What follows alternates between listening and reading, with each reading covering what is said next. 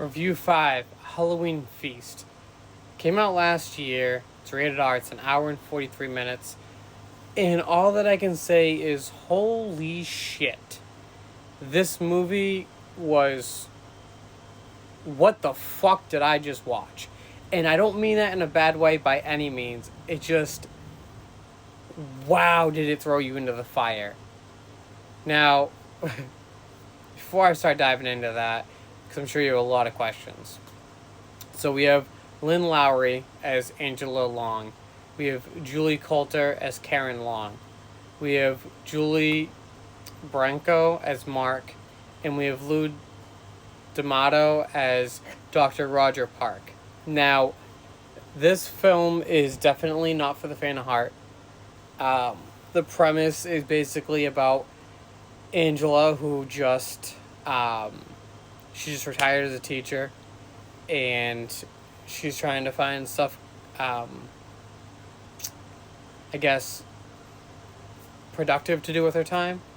And we kind of get a giant overview from her daughter Karen as to what the whole film, what it's about. However, what she doesn't do is she doesn't give us a full picture of what we're about to just dive on into. Now, I started watching this at work, and I thought that it'd be something okay to watch at work. Not by any means is this something okay. Like, you need to watch who's around, because it is that gruesome. Now, the story holds true. Just the way the plot goes, it's very right on the nail. So the film does one of those horror flashbacks where we get shown the aftermath of it, and then we get a rewind as to what transpired to these events.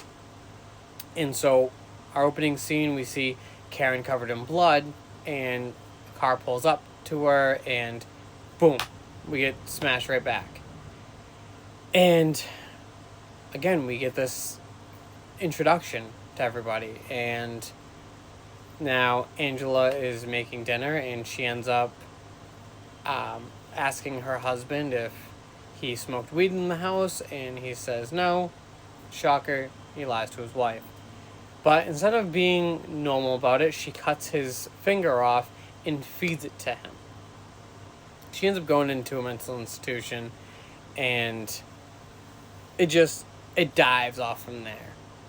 This is definitely a B-horror film, but it's one of the B-horror films that you'll enjoy, especially if you love gruesome stuff. Obviously, there's sex in this. It is B-list actors, but they completely pull out all the stops to make you want to watch this film. I'm going to say this in the nicest way. Fuck IMDb, who gave this a 4.7 out of 10, because the only reason why they could have given to that was how it wasn't Hollywood pictured. Because I give it a 4. I give it a 4 out of 5, just because it was an enjoyable watch. I could not get I couldn't stop looking at it. Couldn't stop watching it. If you are interested, it is on Roku channel and on Tubi. I highly suggest you check it out, because I'm glad that I did.